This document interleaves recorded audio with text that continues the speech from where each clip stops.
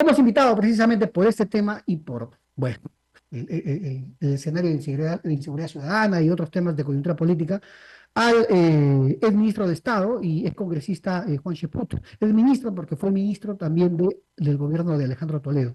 ¿Cómo está, estimado ex ministro Juan Cheput? Bienvenido a Sol TV, le saluda Joel Quesada. ¿Cuál es la reflexión? Hemos escuchado al expresidente Alejandro Toledo, usted compartió, digamos, gobierno con el exmandatario. ¿Cuál cree que será el futuro? ¿Usted le cree? ¿Es inocente? Como dice Alejandro Toledo. Buenas tardes.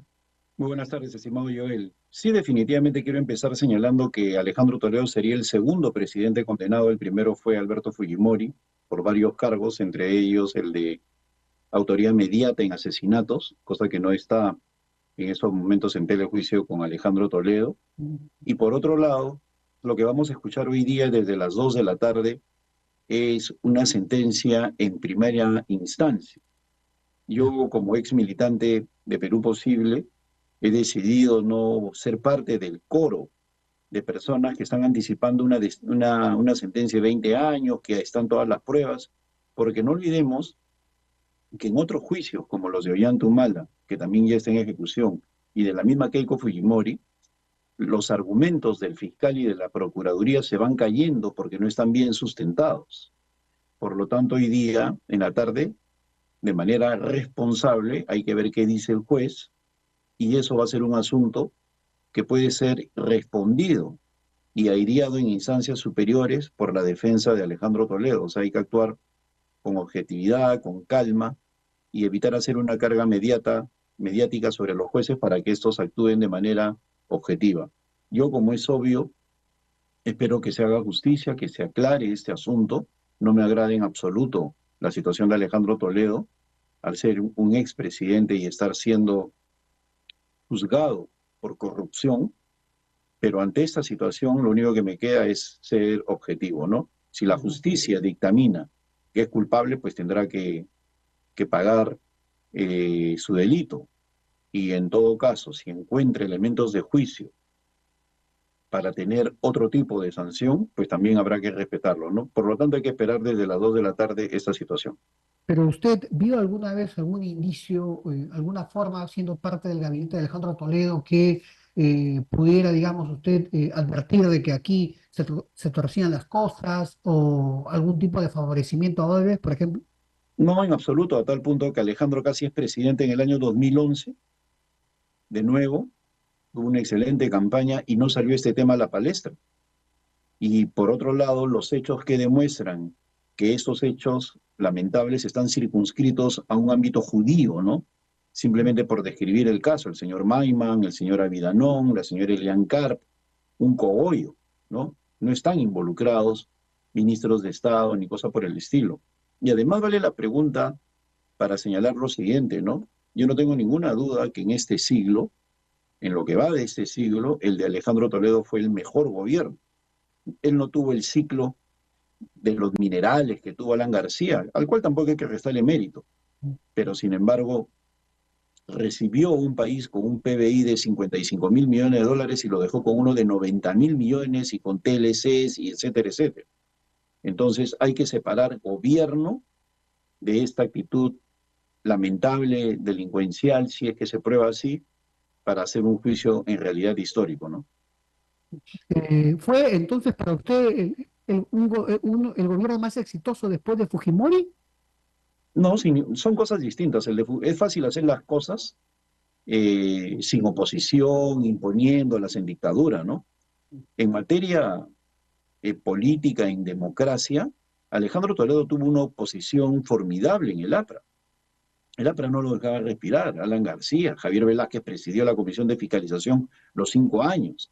Por quítame esta paja convocaban a los ministros y los censuraban en el gobierno de Alejandro Toledo, los apristas. Hoy día vemos, por ejemplo, en el análisis comparativo que a Dina Boluarte nadie le hace ni cosquillas en el Congreso, más bien son aliados, son cómplices. Entonces, Alejandro tuvo todo en contra y a pesar de eso hizo un buen gobierno, por eso para mí es el mejor de este siglo. Y el de Fujimori, por si acaso hay que desmitificarlo, ¿eh? Fujimori dejó el país en recesión, con una pobreza de 60%, 60%, ¿no? Entonces, Que haya sido eficaz en reformas económicas, no hay duda, ese es su mérito. Que haya derrotado a Sendero Luminoso, también. Pero que hubo dictadura, hubo corrupción, hubo muertos y dejó a la pobreza en 60%, también. Entonces, No deja de llamar a la reflexión, ¿no? Ver a un expresidente clamando que lo dejen morir en su casa, lo acabamos de escuchar, si es que es claro, encontrado y yo, culpable. a mí me da, en ese sentido, me da congoja, no puedo dudarlo, no puedo negarlo, porque yo lo he visitado a Alejandro Toledo y sé que su estado de salud es deteriorado. Yo he ido a verlo y por eso me siento realmente pena por aquellas personas que sin saber su estado de salud salen a criticarlo, como el señor David Weissman el día de ayer, ¿no? Ujú. Él no entiendo de dónde saca que Alejandro está mintiendo cuando ni siquiera tiene contacto con él hace mucho tiempo. Y no sé de dónde sale ese encono después de él haber sido uña y carne con Alejandro Toledo hasta el 2011. No sé de dónde sale el odio. De acuerdo. Y, y en todo caso, decir de que no está enfermo ni cosa por el estilo es faltar a la verdad. Yo lo he visitado y lo he visto en un estado de salud muy deteriorado. Ujú. Entonces, desde ese punto de vista, creo que todos esos elementos los tendrá que evaluar el juez. La Ahora, una juez. cosa que es importante, estimado Sí, Joel, sí. tiene que haber justicia sin ninguna duda. Acá no podemos ponernos del lado de Alejandro, no, porque nuestro país está sufriendo algo que no tiene otro país en el mundo. Ujú. Todos nuestros expresidentes que han surgido del voto popular desde 1990 a la fecha, todos, sin excepción, que han surgido del voto popular tienen problemas con la justicia. Todos, ¿no?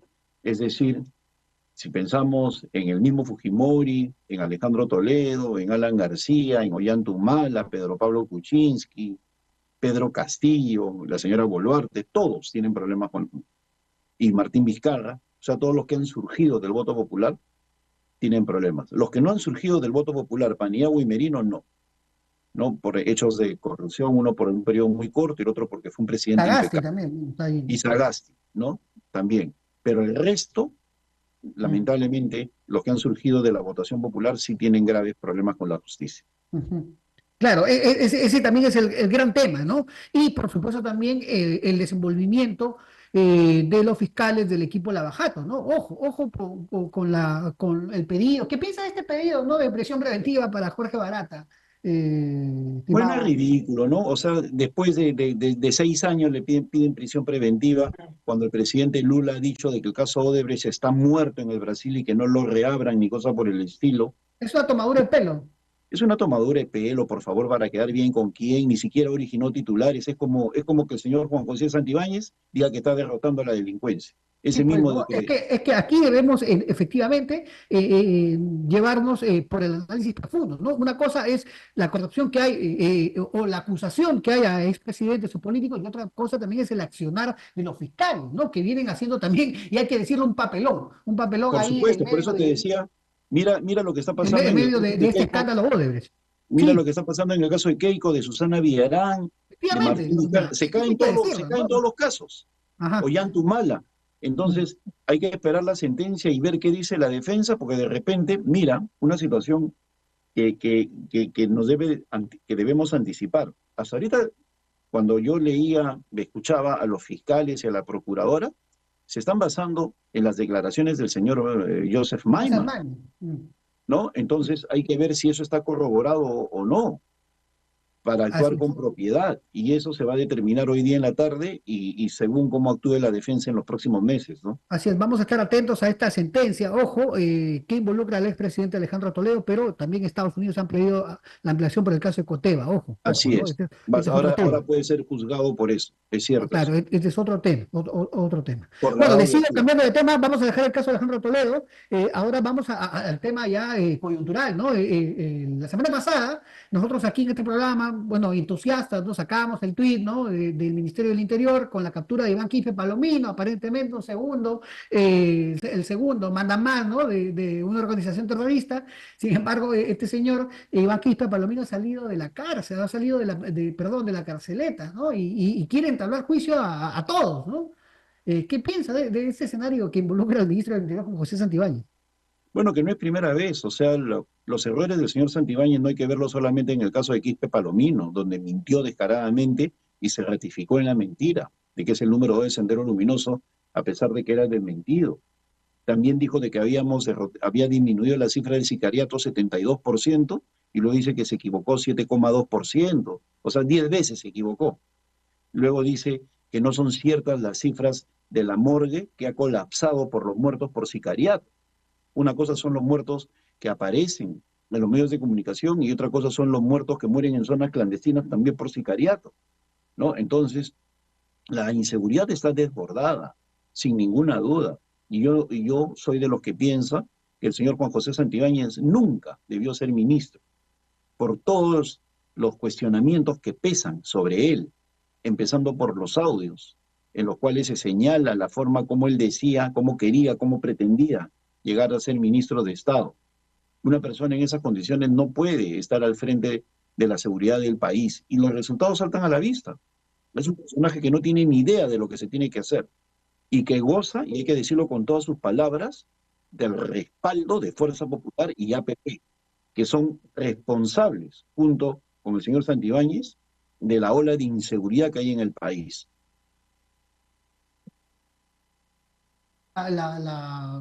El respaldo también que le dio el ministro, el presidente del Consejo de Ministros, Gustavo Ariancén, ¿no?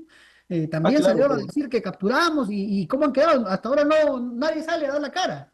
es que acá no hay control político, pues lamentablemente se ha perdido el control político en el país y esa es una situación que lamentablemente se ha instalado.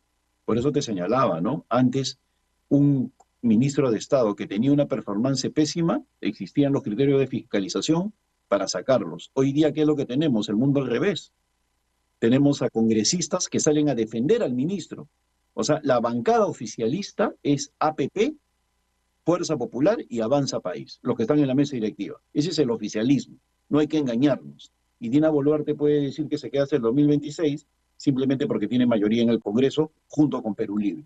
Y es Ujú. por eso que no hay control político y los ministros pueden mentir, pueden ofrecer cosas que no van a cumplir o pueden creer que se gobierna poniendo la cara de amargado como el señor Gustavo Adriancén, en lugar de plantear hechos concretos en relación a la situación del país.